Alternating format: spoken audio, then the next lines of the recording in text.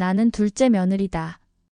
큰 집이라 하면 보통은 장남이 사는 집을 의미하지만 아이러니하게도 우리 부부가 부모님 근처에서 조금 더 넓고 편리한 집으로 이사한 순간부터 사람들의 입에서는 큰 집이라는 말이 자연스럽게 우리 집을 가리키게 되었다. 원래 명절이면 시댁 식구들이 모이는 곳은 시부모님 댁이었다. 허름하지만 정겨운 시골집, 오래된 가마솥과 장독대가 남아있는 곳이었다. 명절 아침마다 시댁 마당에서 연기 피워가며 전을 부치고 소란스러운 손주들의 발걸음 소리로 집이 활기가 넘쳤다. 그러나 세월이 흘러 부모님은 연세가 들어가셨고 몸도 예전 같지 않았다.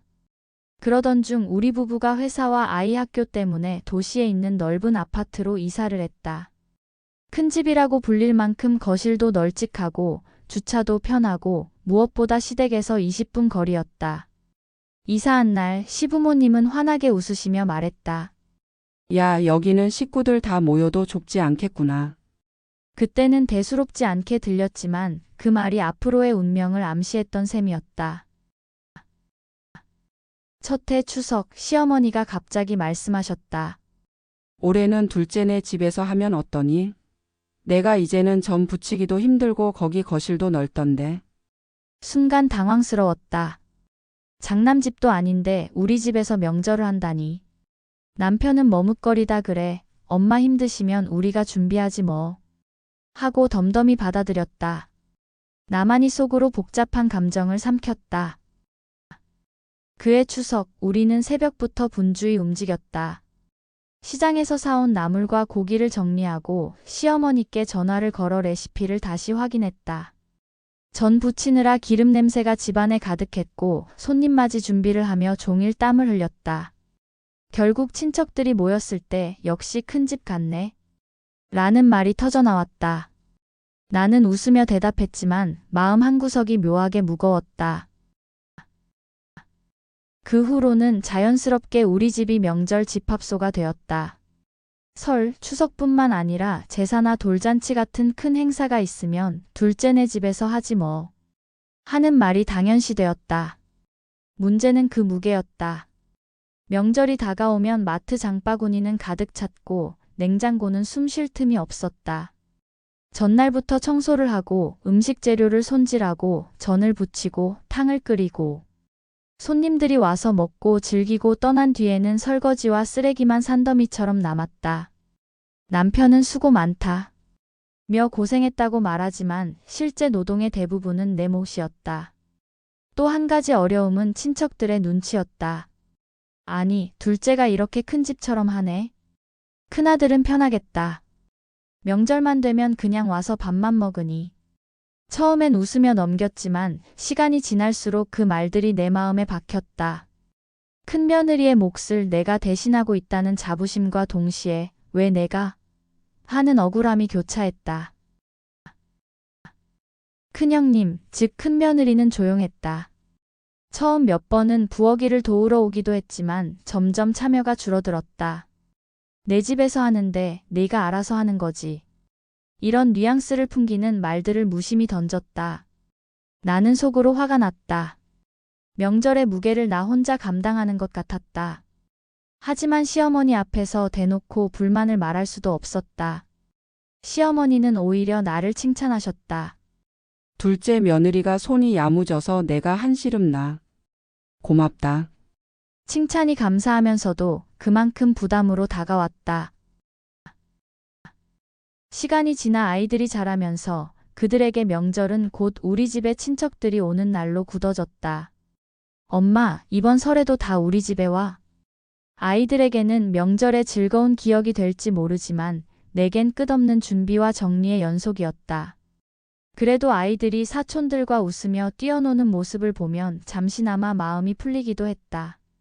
명절이라는 것이 결국 세대 간의 기억을 쌓는 일이니 그 가치가 헛된 것은 아니라고 스스로 위로했다.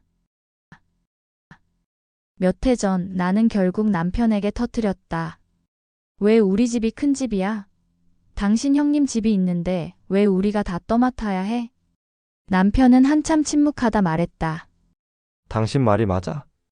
그런데 형님 집은 좁고 부모님도 힘드시고 결국 우리가 하는 게 제일 편하잖아. 미안해. 내가 더 도울게. 그 말에 잠시 마음이 누그러졌지만 완전히 풀리지는 않았다. 결국 나는 명절이라는 것이 단순히 음식 차리고 절하는 날이 아니라 가족 간의 관계와 역할이 뒤엉켜 있는 큰 시험대라는 걸 깨달았다. 올해 설에도 어김없이 우리 집에서 친척들이 모였다. 하지만 분위기는 예전과는 조금 달랐다. 아침부터 부엌에서는 기름 냄새가 진동했고 조카들은 거실에서 떠들썩하게 뛰어다녔다. 나는 최대한 웃음을 지으며 사람들을 맞이했지만 마음은 무겁게 가라앉아 있었다. 큰형님은 여전히 손님처럼 앉아 이야기에만 집중했고 몇 가지 간단한 음식만 가져왔을 뿐이었다. 식탁에 앉아 밥을 먹으며 사촌들이 떠드는 모습을 보는데 시어머니의 한마디가 나를 움찔하게 만들었다. 옛날 같으면 큰아들 집에서 했어야 하는데 요즘은 둘째 집이 더 편하니까 이렇게 되는 거지 뭐. 그 말에 큰형님의 얼굴이 굳어졌다. 나도 애써 웃었지만 속으로는 편한 건 누구냐라는 말이 목구멍까지 올라왔다. 식사가 끝나고 친척들이 차를 마시며 담소를 나누는 동안 나는 설거지에 매달려야 했다.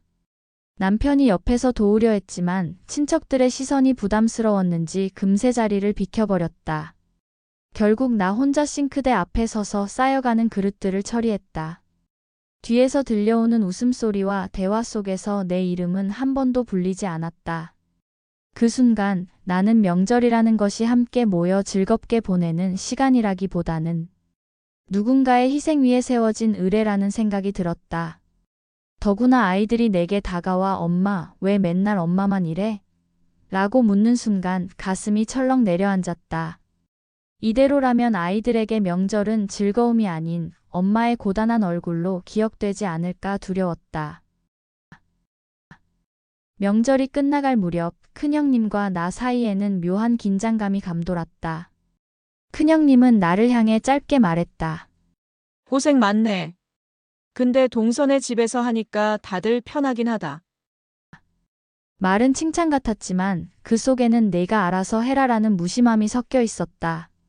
나는 억지 미소를 지었지만 속으로는 점점 울컥하는 감정이 차올랐다. 그날 밤 남편에게 조심스럽게 말했다. 여보, 이대로는 안 되겠어. 나 혼자 감당하기에는 너무 버거워. 형님도 부모님도 이제는 알아야 해. 남편은 한숨을 쉬며 내 손을 잡았다. 맞아. 나도 느꼈어. 내년 명절은 우리도 생각을 좀 달리 해야 할 것 같아. 나는 고민에 빠졌다. 명절을 우리 집에서 계속 치르자니 내 몸과 마음이 너무 지치고 다시 형님 집에서 하자니 그동안 쌓인 분위기와 눈치가 걱정이었다. 시어머니는 이미 우리 집을 큰 집처럼 여기고 계시고 친척들도 마찬가지였다. 하지만 가족이라는 게 단순히 편한 쪽으로만 치우쳐서는 안 된다는 생각이 들었다. 형님 집에서 다시 명절을 보내려면 어떻게 해야 할까? 형님이 마음 상하지 않게, 나도 억울하지 않게, 부모님도 서운하지 않게. 이제 나는 스스로에게 묻는다. 어떻게 하면 서로 마음 상하지 않게 다시 형님 집에서 명절을 보낼 수 있을까?